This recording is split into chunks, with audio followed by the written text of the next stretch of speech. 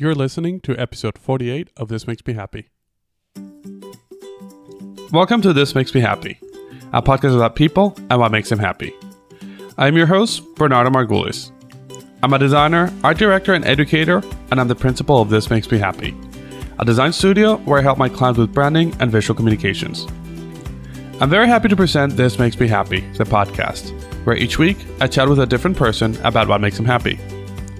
My guests come from all walks of life, and each of them shares their own personal happy stories. Join us every week for a unique conversation. Hello. Today I am very happy to have Nate Nichols. Nate is a creative monster and the founder and CEO of the Palette Group. Nate, how you doing? I'm wonderful, dude. How are you? I am doing well. Nate, else from the introduction, is there anything else you want people to know about you? No, but one thing I do pride myself on is saying names. And Bernardo, is that a good way to say it? Yeah. Yes. Anytime I get on a call with like a customer service rep, I pride myself in like making sure I nail their name. And I spoke to Esperanza today. She didn't help me. She was useless in the context of our conversation. But like just going in, just like putting a smile on her face and putting a smile on my face, just a little W, just makes the conversation just so much better. So yeah, one thing that makes me happy is call reps and difficult names. And I appreciate I don't care how you pronounce my name as long as you pronounce the O. But I appreciate the effort. Yeah, because if you call me Bernard, I'll just flip out. But yeah. I appreciate that you take the extra step. And definitely. So let's get right to it. What makes you happy? Oh man, yeah. There's a number of things that make me happy. I'm generally a pretty well-mannered, high compassion, and happy guy. For me, happiness isn't a thing, so it's not something I can buy.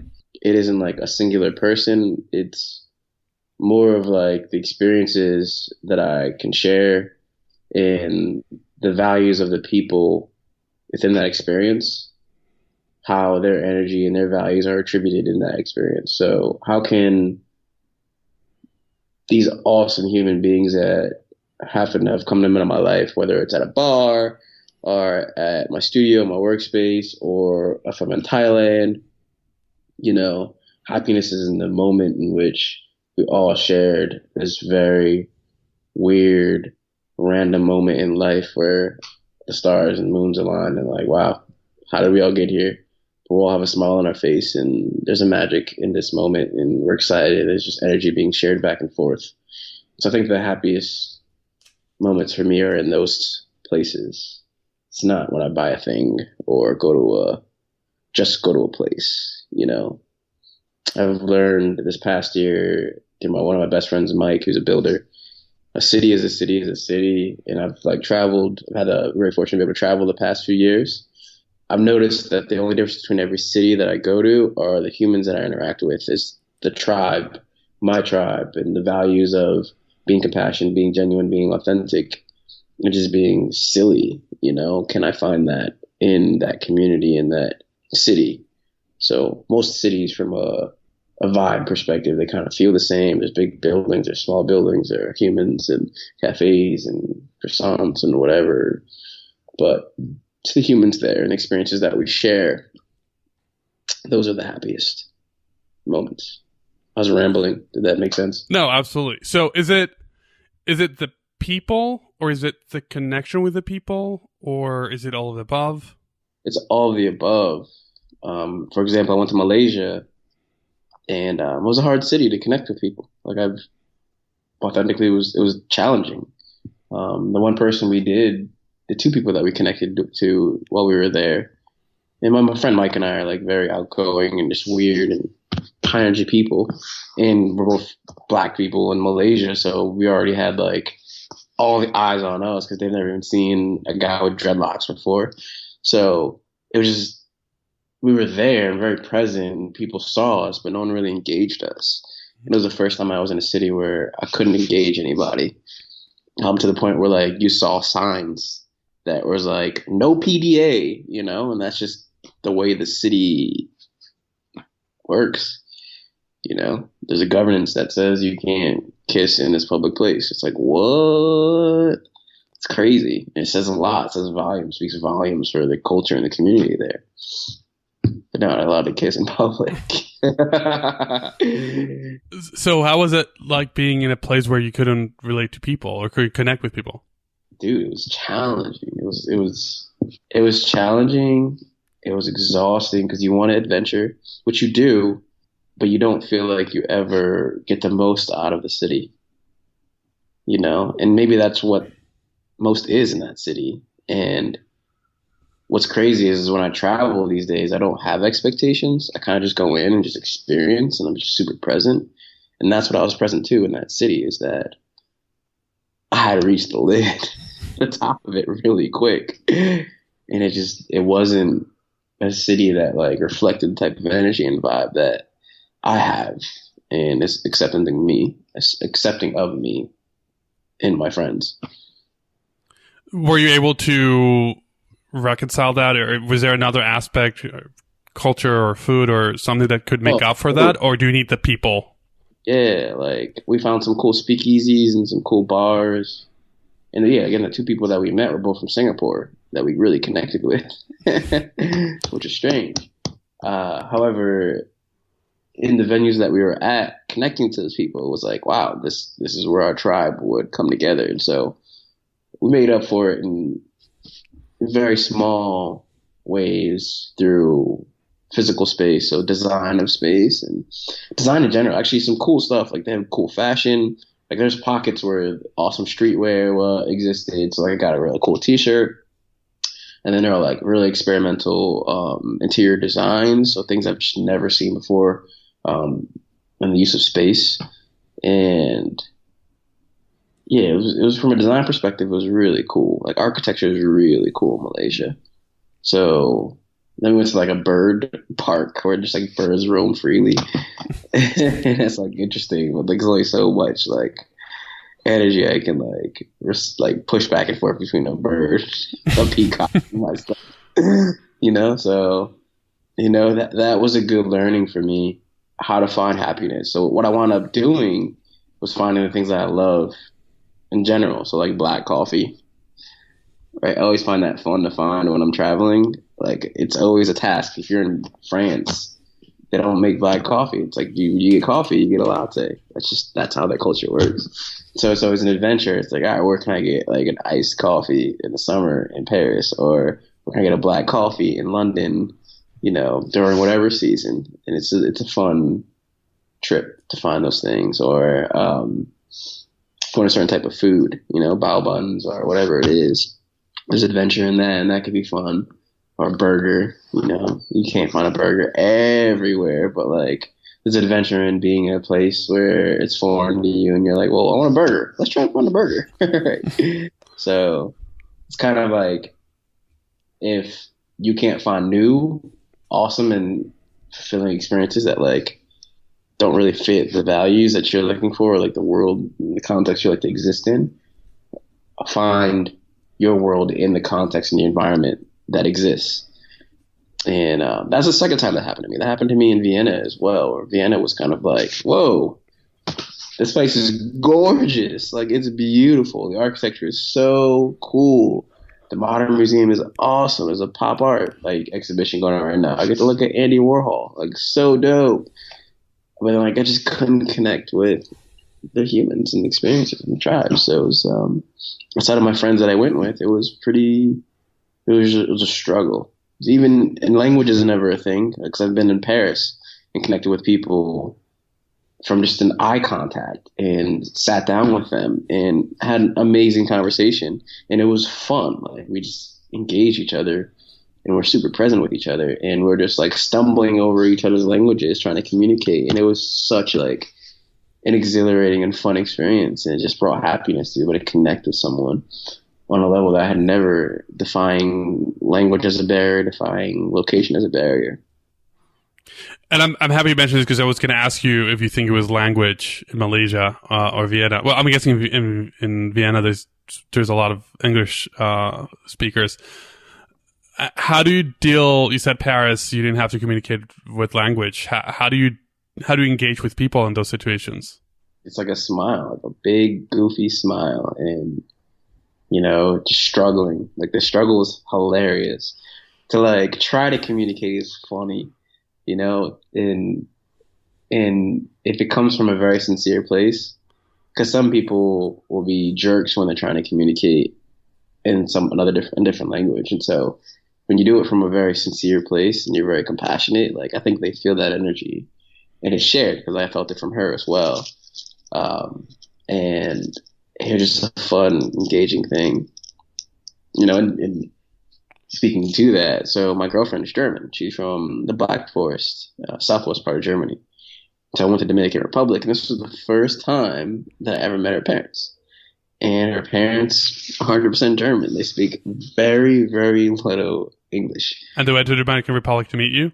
Yeah, well, no, on their holiday. I went to them. They're having a holiday in the Dominican Republic, so I joined on their holiday.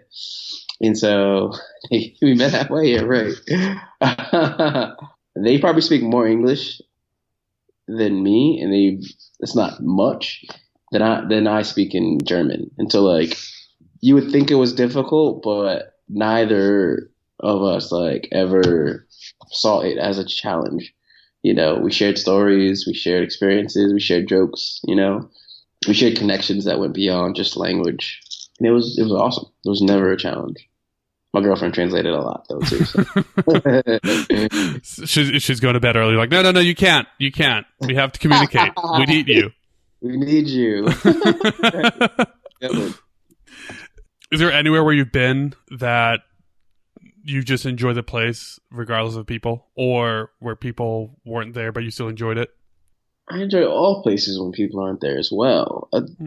There's something to say about being alone and being present to all of the things that will stimulate you as a human being by yourself and not distracted by anything, right? And there is a sense of just like fulfillment, I'll never forget being in Barcelona this past summer, and I was walking around by myself with my big headphones on, just literally just walking through the city, aimless, no goals. And I hit a park in the city, that like not downtown, but off the beach, off the Côtier, and there's just palm trees everywhere, and there's beautiful stairway with massive lions and water fountains. It's awesome, and I'm just like watching these elderly learn how to swing dance and watching kids run, and like just moments of just like, damn, like life is beautiful. It's so fulfilling, and you just touch and you look and you see, and you're just present to like the sound. And I always like make it a thing to like take my headphones off whenever I'm in a new place too, and just listen.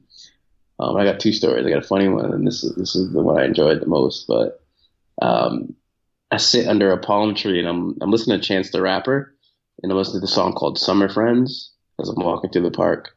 And "Summer Friends," the opening verse is "Socks on concrete, Jolly Rancher kids," and every time I hear that and I just think of that song, I think of all the beautiful experiences I had when I was in my foster home with my foster brothers and sisters. I used to go to hang out with them for the summer. And it was always this like highly gratifying, euphoric experience that would just cut way too short, way too early. And I'd always feel some type of way about that. It's like that euphoria. I get that feeling again when I'm traveling, where like being solo, being with beautiful people. And it was my foster family that helped like that experience of never forgetting those summers and just exploring the cities that the foster home was in. And so when I was in Barcelona sitting under a tree, I wrote, I'll never forget my journal. I'm like, what?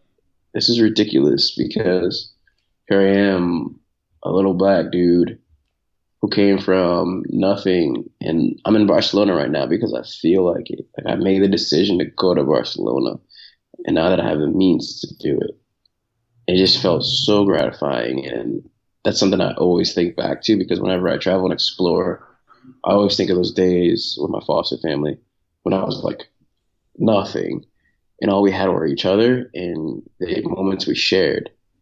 Like there was barely anything to eat. We would just literally just share moments.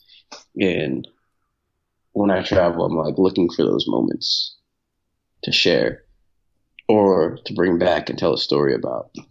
And so I'll just never forget journaling and just being like, damn, like there are millions of little black boys and little black girls who will never see this beach, never see this park. And here I am, just being present to it. And so it's super important. And that is like super fulfilling and happy for me. Those are one of those happy moments.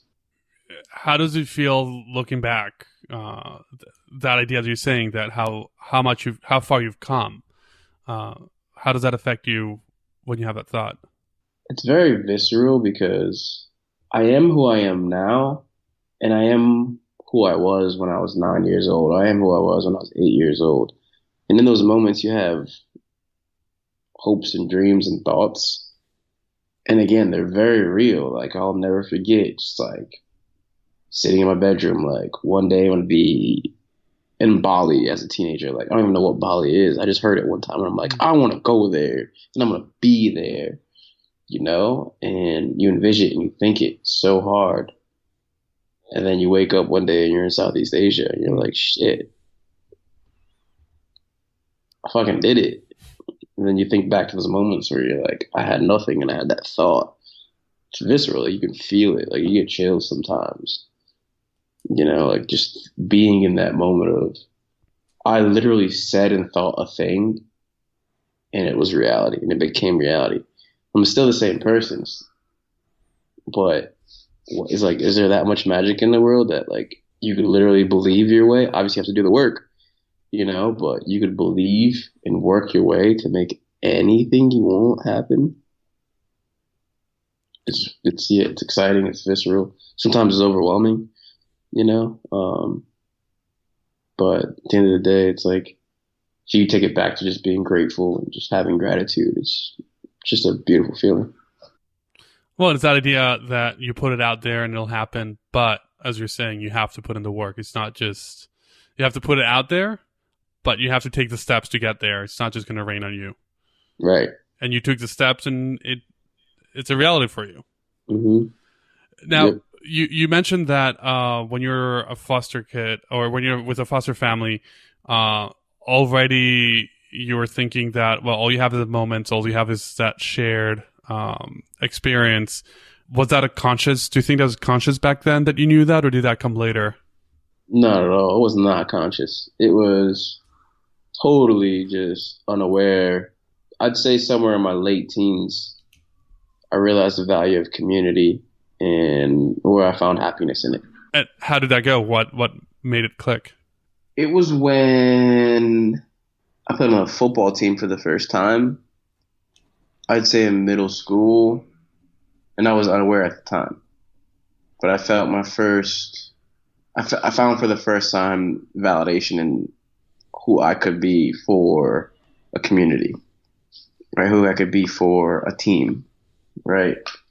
And so I played football as I was the littlest dude on the team, but I always like just threw myself into everything, like period. And I still do it today. If I see a challenge, I just throw myself into it. Like, I don't care at all. Like, fear, whatever that's supposed to be, I don't give a fuck. I just throw myself right through it. And so that's something when I was in middle school and I played Pop Warner football, I just did that. Threw myself at everyone and everything. If they had the football in their hands, I was going for it.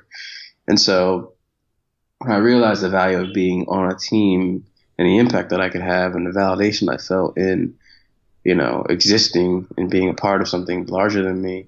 I realized that was a space I wanted to continue to find. It was, where could I be a part of a team and have impact? And after, I think my junior year of high school, I joined a clothing line and I was a designer. And these two guys took me under their wing, and I was designing with them in screen printing T-shirts. We'd go to New York City and go to like parties. And one day I was in Vegas. I went to a buying show, so a trade show in Las Vegas called Magic. When I was 18, and I was there again selling T-shirts that I helped design to retailers. And I saw the impact that I could make again, and I was just like, wow, I'm a part of this team and I created value through design because I'm a designer, and that is economic value now. And I'm a part of this team, and like I've like literally found a space where I could create more value and have impact in the community. And I felt fulfilled and happy again, because I was exploring. I was with these people that I not barely knew, but I knew for a while, and admired and I respected. And so, yeah, it's kind of always been the theme of my life is finding communities that I could have impact in, and seeing how I could have impact in it and create more value and create more happiness and fulfilling moments for not just for myself, but for everybody. And how does that translate into today? What impact does community have on your everyday life, not just your travels? It just is. My life is community. I have a team of creative savages, ranging from photographers to strategists to people who produce to filmmakers. And my job is to create a platform for them. Sure, I'm the business owner, but it's for them. Like the machine wouldn't work, the business wouldn't work if it wasn't for them. So they are my community. And my job is to make sure we all contribute to this culture that we want to uphold, that has our values in it that we want to uphold. My job is to make sure there's a safe space for people to contribute and feel like they can be happy here, etc. So it's everything. Like, not just one of my communities. There's so many communities, like millennials of colors. I engage youth, and like the impact I have there, makes me stoked. There's a lot of communities that I'm zipping and overlapping into, but for the most part, it's all the same. It's how can I have impact and not alienate anybody. And you also do outreach, community outreach. Yeah, so the youth engagement that I do, I go to schools and I talk to youth about my career in STEM, and I basically give them more of a tangible role model, because I walk in and they're like, "Oh man, it's a rapper," and she's like, "No." And I just explain how I'm a business owner and how my business functions and how it correlates back to pop culture and Drake and rap and all these other things that they're like into. And I have fun. It's fun to drive back what I do for a living to like things that they love, like rap and hip hop. So growing up, did you have that kind of role models, the kind that you're being for other kids now? Yeah, I kind of had to seek the role models. So they weren't like in my face role models. I didn't have a father growing up, so I had to essentially seek role models. And I think my first role model / mentor was at that clothing line that I mentioned earlier, where I designed. And role models are made for like football coaches, or like anybody else, like rappers, people you see on TV, but it soon became tangible. So when I was 16, 17, I worked at a clothing line, and Jermaine was one of my first role models / mentors, teaching me how to design and how design was applicable to like t-shirts and creating economy and creating sales. So how awesome it is that now you can be that role model for other kids. So cool. Like, if I never had that experience, I wouldn't understand the power of it, because I'm a walking testimonial of why role models need to exist on a very tangible level. Like, you can touch this person. He's not on a screen. He's not on a movie or a TV screen. He's a human that exists, and you could knock on his door if you wanted to. How did you fall into, or how did you get into it? Did you fall into the youth outreach, or did you consciously go for it? I kind of fell into it. Someone had asked me to engage youth probably like 5 or 6 years ago for the first time. And I loved it. I just had a good time. And then when anybody asked me, I just do it again. And then the same person kept asking me to engage youth. And then this past year, in 2016, the same person asked me to do 6 talks over the course of 2 months. And I was like, well, this sounds like a great opportunity to document it and create an experience outside just to one talking conversations to the youth. So that's what we did. We created a documentary on it, and it was super powerful. And I did another keynote speech last year. It's altogether engaged like 1,000 youth. And now that I have that body of work, I'm using it to just talk to more youth. I'm using that as my means to get guidance counselors to get me to come to their schools and get my peers, my millennial of color peers, to go into schools. So my goal this year, my vision this year, things that would make me happy is to see not only myself engaging youth, but my friends who work awesome jobs and have awesome careers because they're amazing humans, but kids don't know they exist. Now, before you talk about real role models, not just on the screen, it's funny because I got in touch with you through Brandon Laurie, and the first thing he said was like, he has a dope Instagram. You have to check it out. Do you think that social media, do you use that as a platform to reach out to people, or do you think that that's helping us connect with others? So it's both good and bad. Like I've been logging out of my Instagram the past month and a half because I've noticed I've grown an Insta Twitch where my thumb is just constantly going towards it. And I'm like, nah, man, this shit ain't cool. Like girlfriend's in front of me right now, and I'm like, I'd rather twitch my thumb than talk to her. That's so stupid. So it's a blessing and a curse because I love it because I use it as a tool. Like I use it as one of my main means for outreach. I recruit, I promote, I get my friends involved with what I'm doing. I tell stories about my past. I create awareness. I create advocacy. I'll never forget. I raised $1,200 in 72 hours in 3 days because I posted a picture on Instagram for a nonprofit. $1,200 because I posted a picture. Because I posted a picture, a nonprofit made $1,200. What was that nonprofit? The Monkey and the Elephant. Was that on purpose? Were you trying to raise money or just? Yeah, I was. I was on the board of the Monkey and the Elephant. I recently stepped down to pursue my new endeavors with millennials of color and the youth engagement. But I say all that to say, yeah, Instagram is one hell of a tool. Social media is one hell of a tool when used effectively. And I think we're now seeing that through all this new energy being created with the women's marches, with the banning of Muslims and coming into the country. People are speaking, truth into the world and creating awareness about all the challenges that are going on, that exist. And for once, you have a person of color like myself being able to tell our story, in a way that's provocative and riveting, like Tupac did in the 90s. But sadly, I can't rhyme like Tupac. So you can try. I'm not as handsome as Tupac either, but I get to tell my story and help create awareness to show like, yo, it's hard out here. It's not a joke. Black lives actually matter, and it's real. And so it's cool to have this platform these days. So sure, my Instagram is cool, but like it's also like a tool, and it's a weapon of mass destruction to spread amazing words to get people off their ass and doing things to make change. So do you ever think about the future, what communities will mean for us, or for you as an individual, or us as a whole, as humankind?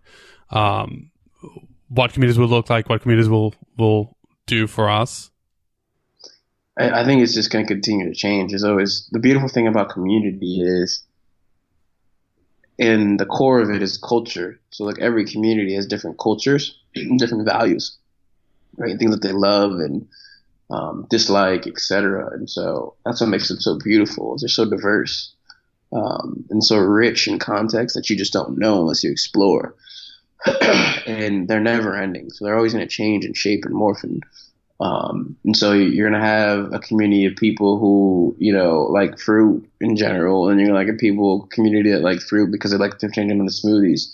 Then you're like, they have the people that just like acai, like that new fruit that people put in bowls and shave coconut and friggin' flax seeds into, like there's always going to be a subsect for a subsect for a subsect. And so it's cool because they're like cells. They're always constantly growing and changing and, duplicating. And it's just it's just innate for people to come together and want to rally around the same values and create change either for themselves and be insular or for the good or whatever their goals are. So I don't know. It's a difficult question. Are you optimistic that we're becoming stronger together as a community, or pessimistic, or other thoughts? I'm just an optimistic dude, in general. There's always going to be room for a con. Like, I think I literally wrote my journal last night. Why does the concept of hate even exist? Mm. Who created hate? Like, who created pros and cons? Because they could have stopped at pros, and just we could have ran with that.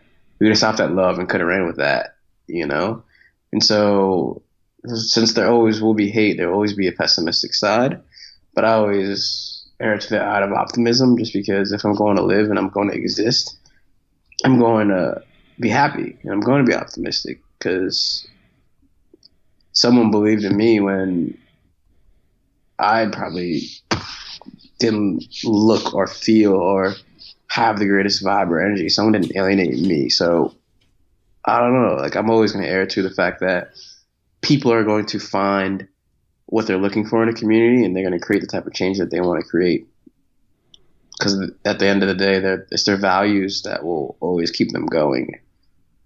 And hopefully their communities help sustain those values and push it through.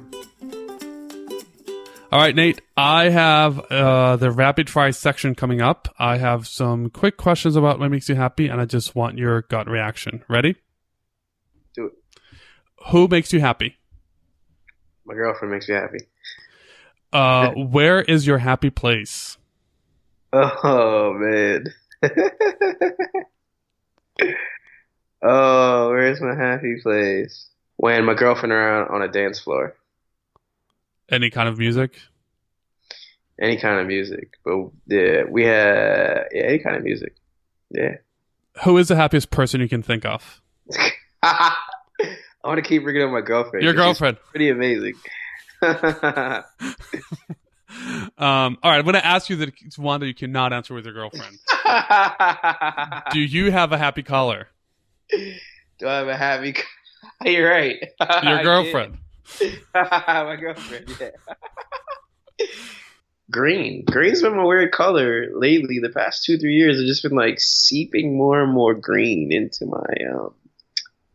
my collection of things. So sneakers, backpack.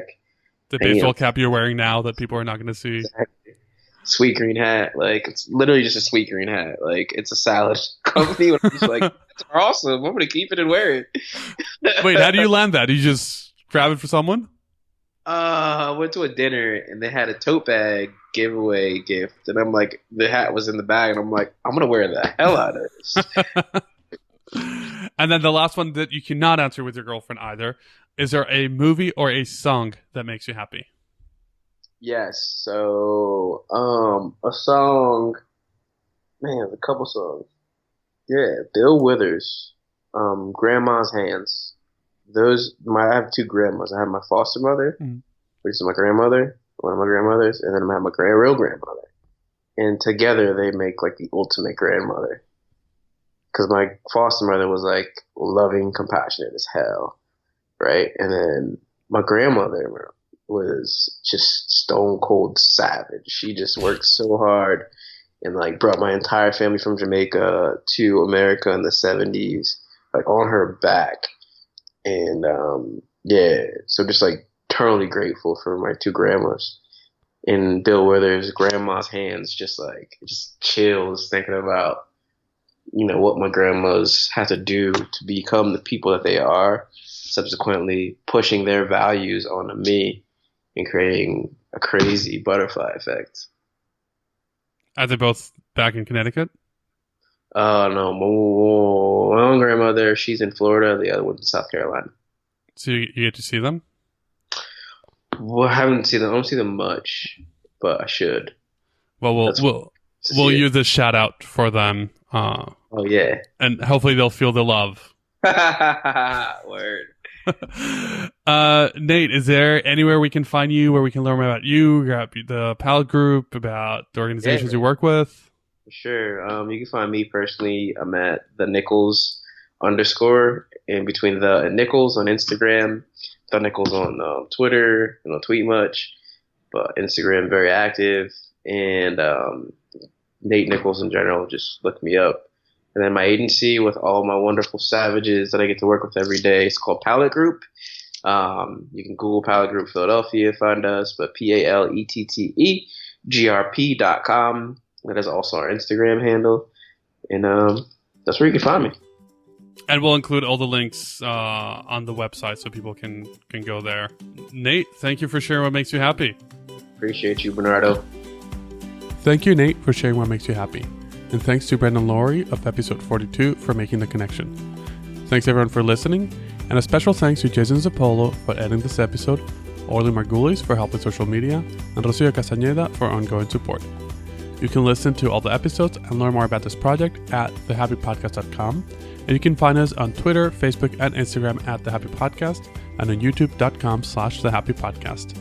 Please find us on iTunes to subscribe for updates directly on your phone.